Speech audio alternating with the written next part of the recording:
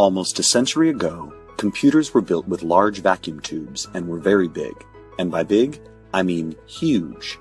Some computers, in fact, were large enough to occupy an entire room. Fast forward to 2018, and computers are smaller than a matchbox and can be strapped to our wrists.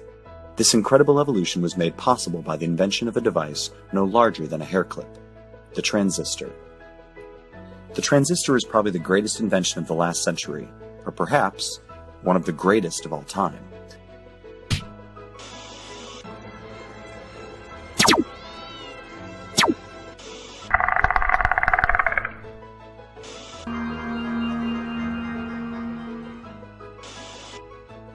A transistor is just three semiconductors glued to one another.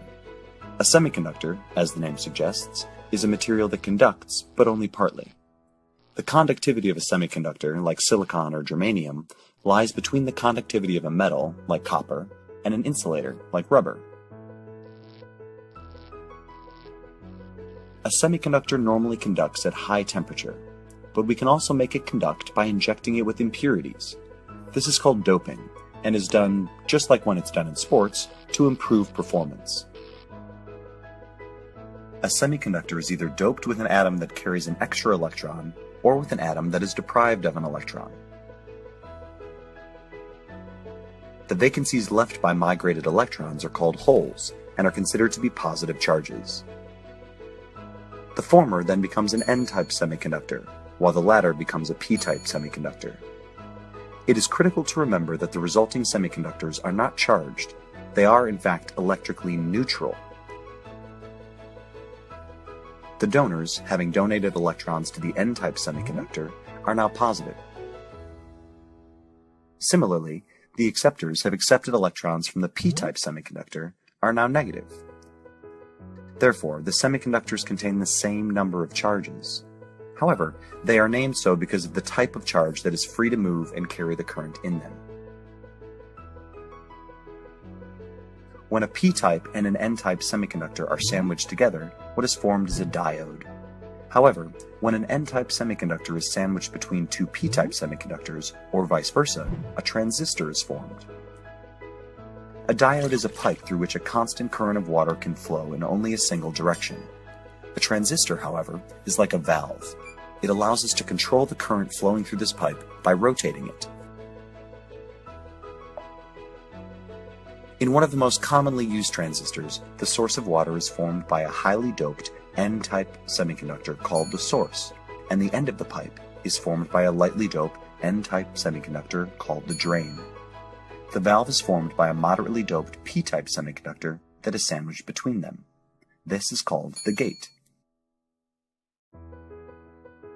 Now, because the semiconductors are electrically neutral, no current flows through them. We need to create an excuse for their charges to move and therefore constitute a current. When we apply a positive voltage to the gate, the electrons of the highly doped source are lured towards it, and the holes of the gate are repelled away from it. This gradually opens a channel from the source to the drain, which the electrons cross, thereby constituting a current. Applying a voltage to the gate is analogous to rotating the valve to remove the barrier that prevents the water from flowing from the source and out from the pipe. By varying the degree of its rotation, we can control the amount of water that flows in the pipe. This is the working principle of a transistor. Now, we can design the valve to allow the water to flow through it only when it's rotated to a certain degree. When rotated less than this threshold, it stifles the water flowing through the pipe. In this way, a transistor acts as a switch. This is how binary numbers are generated. Each bit, 1 or 0, is either an open valve whose magnitude of current is standardized as 1, or a closed valve, which translates to 0. The sequence of bits is then manipulated by microprocessors to implement a myriad of operations. These switches are extremely fast, but most importantly, extremely tiny. The computer on which you are watching this right now is powered by a bed of silicon covered with billions of transistors thinner than a strand of hair.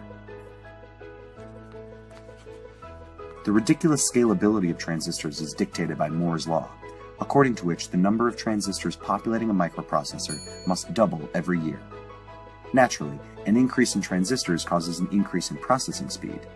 Intel's best chip in 1985 employed less than 250,000 transistors, compared to the almost 3 billion transistors that Intel's best chip now employs. The increase in speed? Intel's best chip in 1985 would take 4.5 hours to process what Intel's best chip now can process in a second. That's speed.